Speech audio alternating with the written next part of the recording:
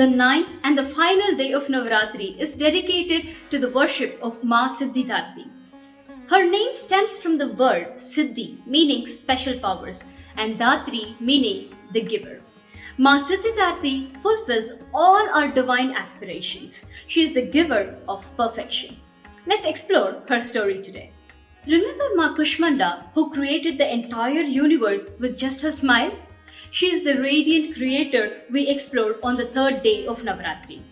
After Lord Brahma, Lord Vishnu, and Lord Shiva emerged from her, they were given the functional duty of creation, preservation, and destruction. But they lacked the support systems to fulfill their duties. Ma Siddhidarthi bestowed them with perfection by offering them an aspect of the Devi to each one of them as their consorts. Is creation possible without knowledge? No, right? Saraswati Ma, the embodiment of knowledge, was wedded to Lord Brahma. For nourishing and preserving the entire creation, Lord Vishnu needed an unending source of abundance.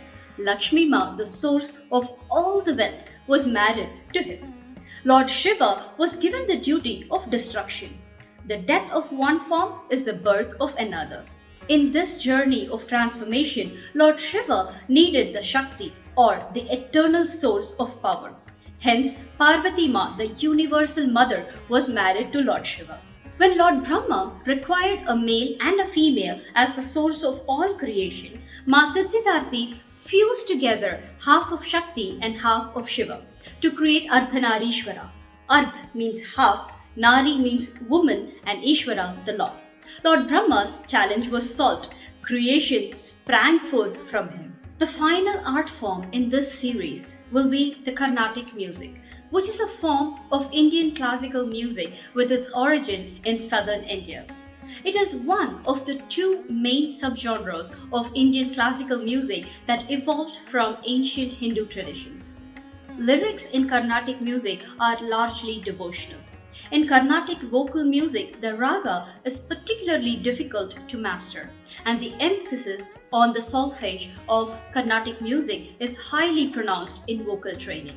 Sit back and enjoy this beautiful kriti on Kamalamba.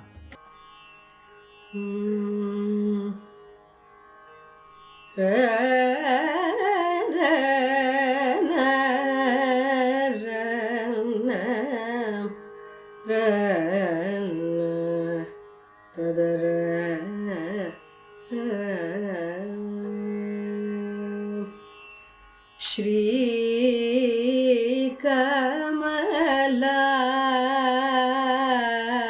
Ambika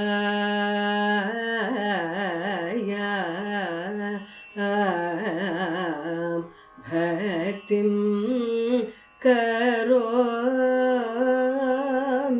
Shri Kamala Ambika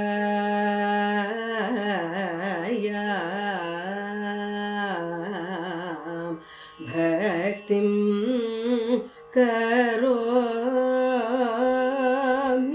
Shri Kamala Ambika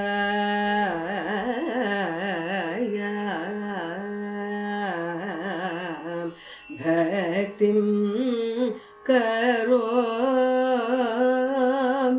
Shrita Kalpa Vatikayam Chandikayam Jagadambikayam Shri Kamala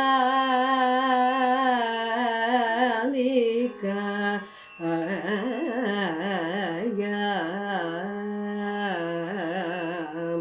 Bhaktim Karomi Shrita Kalpa Vatikayam Chandikayam जगदम्बिकायां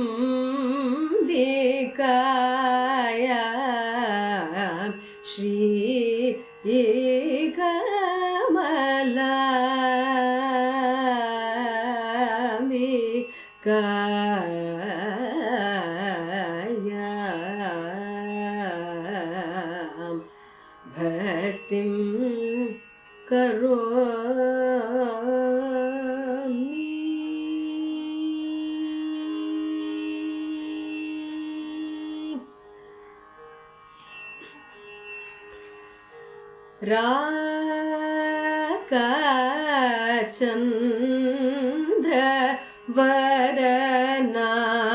राकाचन्द्रवदनायां राजीवनयनायां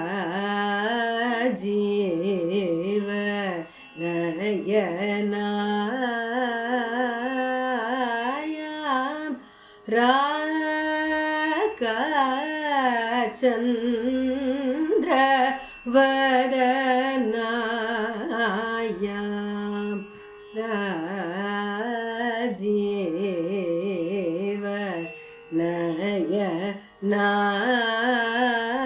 राजीवनयनायां पाकारिणुत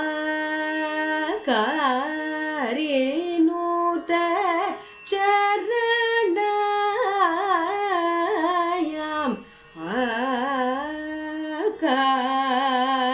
आकाशादि किरणायां पाकारिणुत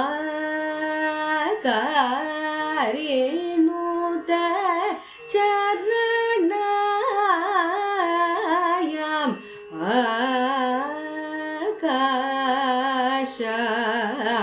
आकाशादि किरणायां ह्रींकार विपिनवरेण्यां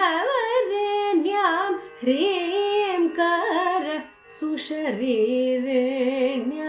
ह्रींकार तरुमञ्जर्यां ह्रींकारेश्वर्यां गौर्यां श्रीकमलाम्बिकायां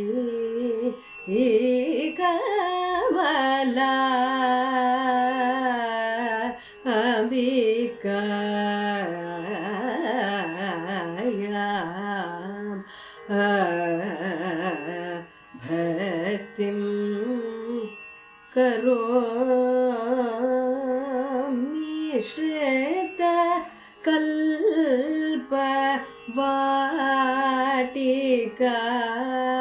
श्वेतकल्पवाटिकायां चण्डिकायां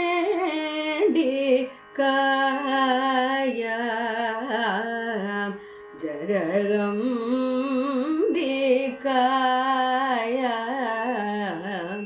Shri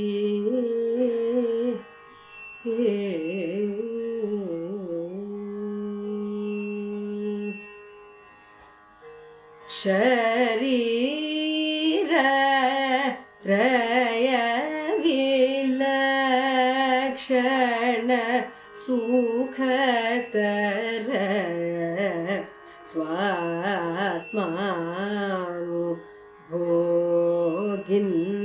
स्वात्मानुभोगिन्यां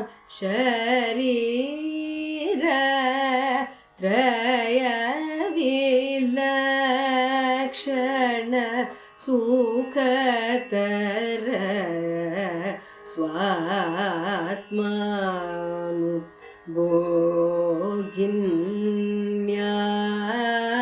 विरिञ्चि Hari ईशान हरिहय वेदित रहस्य योगिन्यां परादिवाक् देवता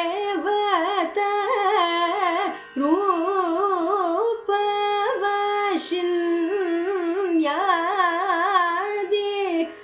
विभागिन्यां चरात्मक सर्वरोगिन्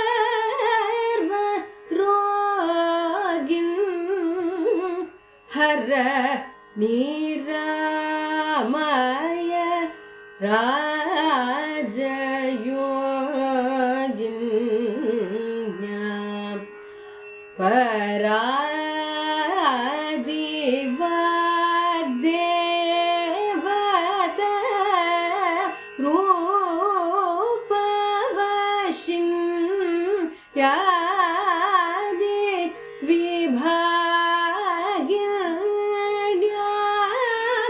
चरात्मक सर्वं रोगहर निरामय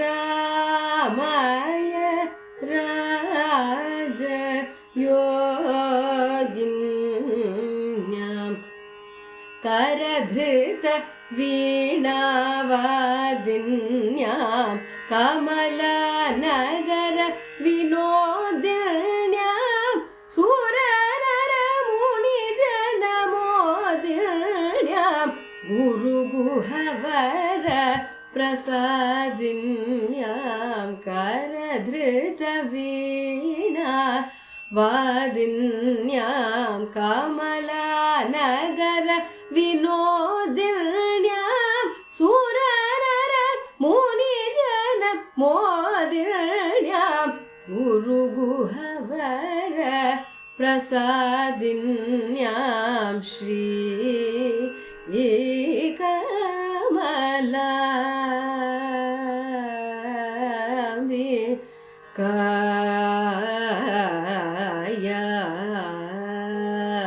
कमलाम्बिकायां भक्तिं करोमि श्रुत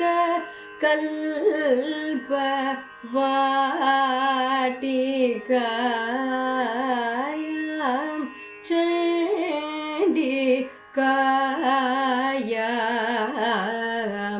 जगदम्बिकायां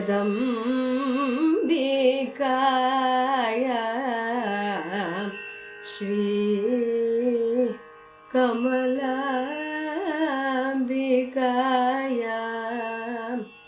भक्तिं करोमि